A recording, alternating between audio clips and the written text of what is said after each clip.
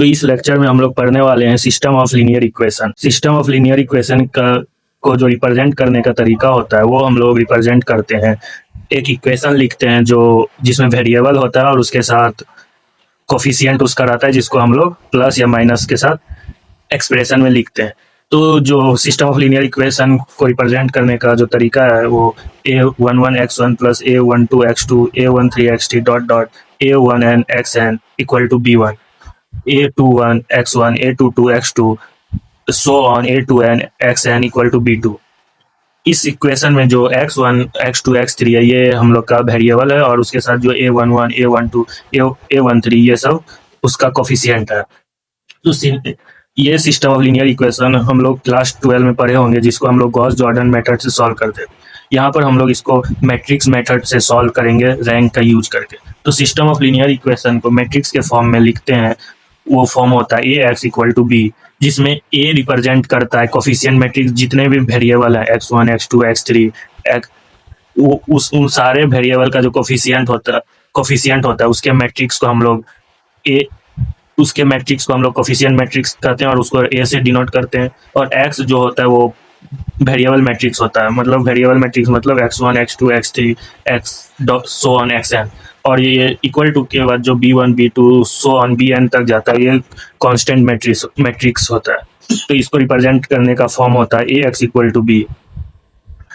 System of linear equation जो होता है वो दो फॉर्म का होता है, एक homogeneous system of linear equation और एक non homogeneous system of linear equation.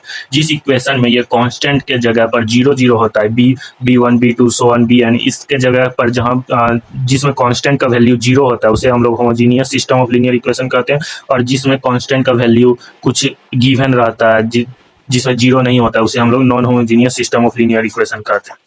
तो सेम चीज यहाँ पर स्टेटमेंट में लिखा है, the system of linear equation A X equal to B is called homogeneous if B equal to 0। The system of linear equation A X equal to B is called non homogeneous. क्या दोस्त, if B is not equal to 0। यहाँ पर जो B है ये constant matrix को represent करता है, कांस्टेंट जैसे 4 9 5 ये सारे मैट्रिक्स को बी से हम लोग रिप्रेजेंट करते हैं। तो वही पर यहाँ पर स्टेटमेंट में लिखा है कोई system of linear equation given है जिसको हम लोग मैट्रिक्स के फॉर्म में लिखते हैं ए एक्स इक्वल टू बी। अगर बी का वैल्यू 0 हो गया तो हम लोग उसे homogeneous system of linear equation कहते हैं। अगर बी का वैल्यू 0 के बराबर नहीं होगा तो उसे हम लोग non homogeneous system of linear equation कहते हैं। आइए हम लोग सिस्टम ऑफ लीनियर इक्वेशन को सॉल्व हम लोग कैसे करते हैं वो हम लोग क्वेश्चन से ही थ्योरी को समझते हैं। फर्स्ट जो इक्वेशन हम लोग एक्सप्रेशन के फॉर्म में दिया रहेगा उसे हम लोग मैट्रिक्स के फॉर्म में कन्वर्ट करेंगे। मैट्रिक्स के फॉर्म में कन्वर्ट करने के लिए A X equal to B के फॉर्म में कन्वर्ट करेंगे। ए हम लोग किसको कहते हैं, coefficient matrix. X Y Z का जो कोफिशिएंट होता है उस सारे कोफिशिएंट को मिला के जो हम लोग मैट्रिक्स बनाते हैं उसे ए से रिप्रेजेंट करते हैं। तो एक्स का कोफिशिएंट 5, वाई का कोफिशिएंट 3, जेड का कोफिशिएंट 7। फिर सेकेंड एक्सप्रेशन में एक्स का कोफिशिएंट 3, वाई का 26 और जेड का 2। और उसी तरह थर्ड कॉलम में एक्स का कोफिशिएंट 7, वाई का 2 और जेड का 10। और ये जो एक्स होता है उसे हम लोग वेरिएबल मैट्रिसेस कहते हैं। वेरिएबल हम लोग x1 x2 x3 के फॉर्म में भी ले सकते हैं, एक्स वाई जेड इसके भी फॉर्म में ले सकते हैं। तो ए और एक्स वेरिएबल मैट्रिक्स रिप्रेजेंट करते हैं। यहाँ पर 3 वेरिएबल है एक्स वाई जेड, तो ये हो जाएगा एक्स वाई और जेड। और ये हो जाएगा बी मैट्रिक्स जिसको हम लोग बोले थे कांस्टेंट मैट्रिक्स 4 9 5। हम लोग पहले non homogeneous system of linear equation को सॉल्व करने का तरीका सीख रहे हैं, इसके बाद हम लोग होमोजीनियस सॉल्व करेंगे। जो स्टेप 2 होगा उसमें हम लोग फॉर्म करेंगे ऑगुमेंटेड मैट्रिक्स। ऑगुमेंटेड मैट्रिक्स हम लोग कहते किसे है, मैट्रिक्स जो मैट्रिक्स हम लोग ए कोफिशिएंट मैट्रिक्स बनाए थे और जो कांस्टेंट मैट्रिक्स था, जब दोनों को हम लोग साथ में लिखते हैं तो उसे हम लोग ऑगुमेंटेड मैट्रिक्स कहते हैं। तो आइए एग्जांपल से समझते हैं। जैसे यहाँ पर हम लोगों ने देखा कोफिशिएंट मैट्रिक्स 5 3 7 3 26 2 7 2 10 ये था कोफिशिएंट मैट्रिक्स, और ये 4 9 5 ये था बी जिसको हम लोग कांस्टेंट मैट्रिक्स कहते हैं। और इसमें आप देख सकते हैं हम लोगों ने दोनों को साथ में लिख दिया, कोफिशिएंट मैट्रिक्स यहाँ तक ए और उसके बाद यहाँ पर सेमीकोलन के बाद बी।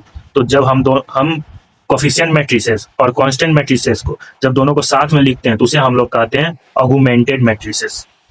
जो स्टेप थर्ड होगा, हम लोग इसमें क्या करेंगे, हम लोग फिर रैंक निकालेंगे ऑगुमेंटेड मैट्रिसेस में। और रैंक निकालने का तरीका हम लोगों ने पिछले लेक्चर में पढ़ा था, इकोलॉन फॉर्म से। तो उसमें हम लोगों ने सबसे पहले जो पढ़ा था कि आप फर्स्ट एलिमेंट को,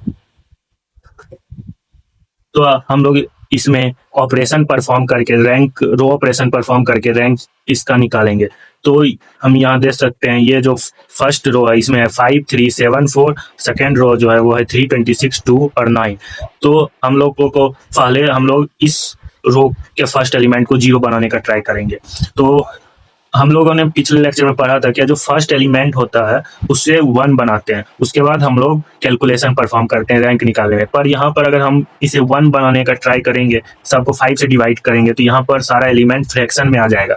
उस तरीके से भी सॉल्व हो जाएगा, पर वो बहुत कॉम्प्लेक्स प्रोसेस होगा।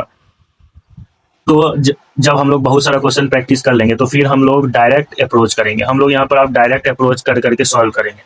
तो हम लोग इसको सबसे पहले 0 बनाने का ट्राई करेंगे। उसके लिए हम लोग इस रो को 3 से मल्टीप्लाई कर देंगे और इस रो को 5 से मल्टीप्लाई कर देंगे और दोनों को सब्सट्रैक्ट कर देंगे।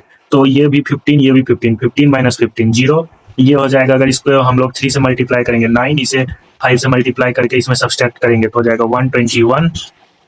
उसी तरह आप इसको 3 से मल्टीप्लाई करेंगे, ये 21, ये हो जाएगा 10, 21, 10 माइनस 21 माइनस 11, ये हो जाएगा 12, ये हो जाएगा 45, 45 माइनस 12, ये हो जाएगा 33।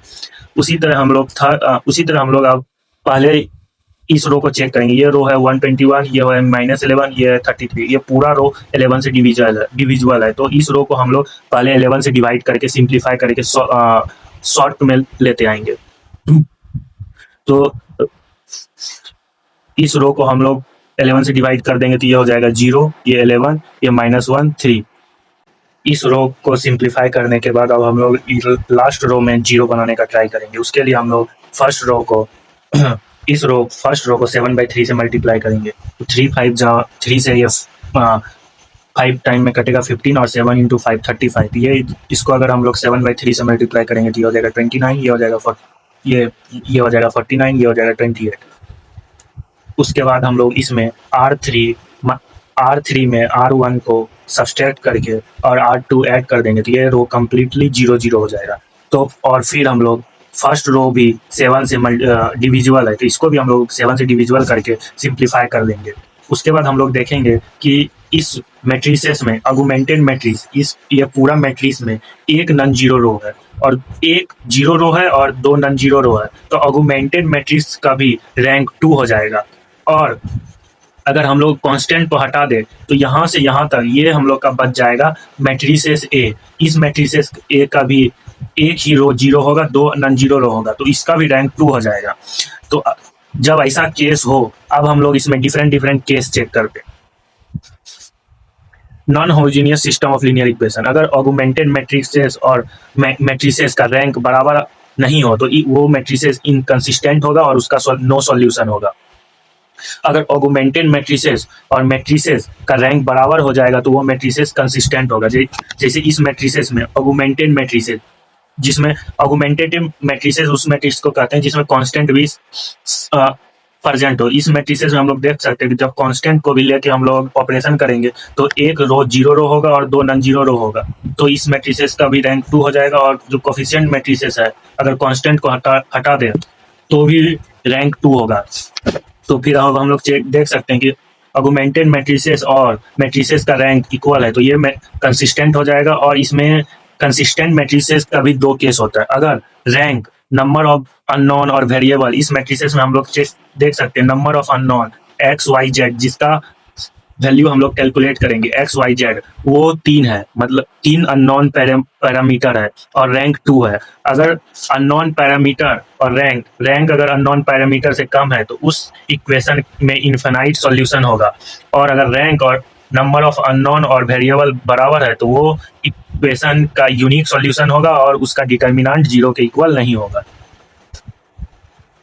और इस मैट्रिसेस का डिटर्मिनेंट 0 के बराबर होगा क्योंकि एक एक रो कंप्लीटली जीरो जीरो होगा ही, और जिस रो का एक रो कंप्लीटली जीरो जीरो हो उसका डिटर्मिनेंट हमेशा जीरो के बराबर हो।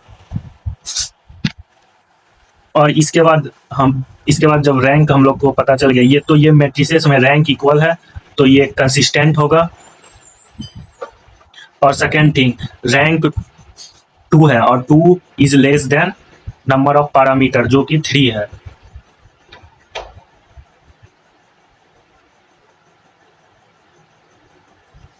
तो यूनिक सॉल्यूशन होगा, नहीं तो इन्फिनाइट सॉल्यूशन होगा।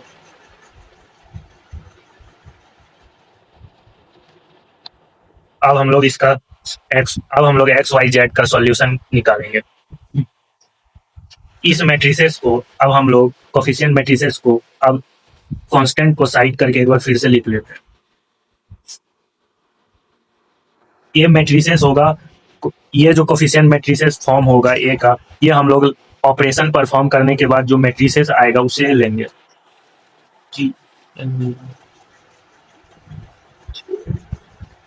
अब इसको हम लोग इक्वेशन के फॉर्म में लिख लेंगे। ये कोफिशिएंट मैट्रिसेस है तो इसके साथ जो वेरिएबल आ जाएगा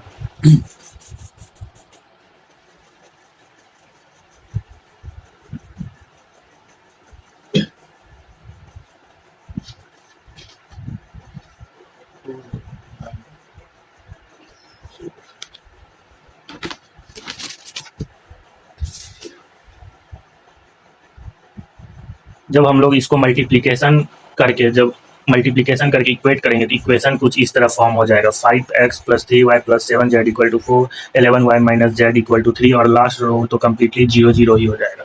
तो इसमें इन्फिनाइट सॉल्यूशन होगा। जिसमें इन्फिनाइट सॉल्यूशन होता है उसमें हम लोग चेक करते हैं, नंबर ऑफ पैरामीटर्स निकालते हैं। नंबर ऑफ पैरामीटर्स निकालने के लिए जितना वेरिएबल है उसमें प्रेजेंट हो, इसमें 3 वेरिएबल है और जो रैंक हो उससे सब्सट्रैक्ट कर देते हैं। तो इसमें नंबर ऑफ पैरामीटर 1 है, तो इसमें एक्स वाई जेड में किसी एक को कुछ हम लोग लेट कर लेंगे। इसमें हम लोग जेड को टी से लेट कर लेते हैं। तो फिर जब जेड को टी से लेट करेंगे और सेकेंड इक्वेशन में पुट करेंगे तो उससे जो वाई हम लोग का कैलकुलेट होगा वो हो जाएगा 3 + t/11, और y को जब हम लोग फर्स्ट इक्वेशन में पुट करेंगे और उससे x निकालेंगे तो ये आ जाएगा 7/11 - 16/11 इंटू टी। और t का वैल्यू जैसे जैसे चेंज होगा तो x का वैल्यू भी और x y का भी वैल्यू उसी तरह चेंज होते जाएगा। x का इन्फिनाइट वैल्यू के लिए x और t का इन्फिनाइट वैल्यू के लिए x और y का इन्फिनाइट टाइप्स ऑफ वैल्यू आते जाएगा, इसीलिए इसका इन्फिनाइट सॉल्यूशन एग्जिस्ट करेगा।